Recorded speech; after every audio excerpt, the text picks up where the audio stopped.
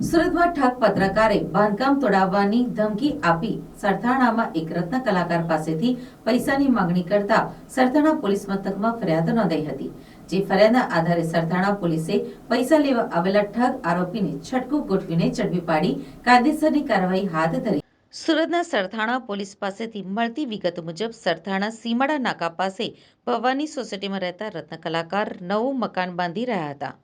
આ દરમિયાન તોડબાજ પત્રકાર મિતેશ બાબુ તરસરિયા, જે સાપ્તાહિક પેપર દિવ્ય પ્રકાશમાં પત્રકાર છે, મિતેશે મકાન બાંધતા મકાન માલિકને મકાન તોડાવવાની ધમકી આપી હતી।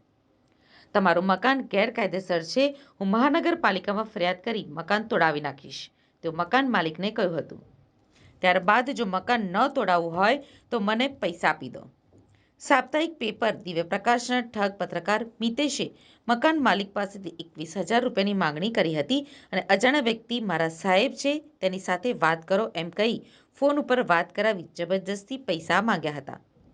જેથી માથાકૂટ બાદ 14,500 રૂપિયાની રકમ આપવાનું નક્કી થયું હતું, પરંતુ મકાન માલિકે સરથાણા પોલીસ મથકમાં ફરિયાદ આપતા પોલીસે છટકું ગોઠવ્યું હતું અને 14,500 રૂપિયા લેવા ઠગ પત્રકારને સરથાણા જકાતનાકા પાસે આવેલ હોટેલ પાસે બોલાવ્યો હતો, જ્યાં સરથાણા પોલીસની ટીમે આરોપી ઠગ પત્રકાર મિતેશ તરસરિયાની ધરપકડ કરી કાયદેસરની કાર્યવાહી હાથ ધરી છે।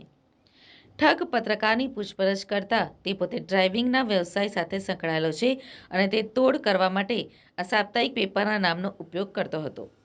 હાલ પોલીસે આરોપીની ધરપકડ કરી અગાઉ કઈ કઈ જગ્યાએ પત્રકારના નામે તોડ કર્યા છે તે અંગેની પૂછપરછ હાથ ધરી છે।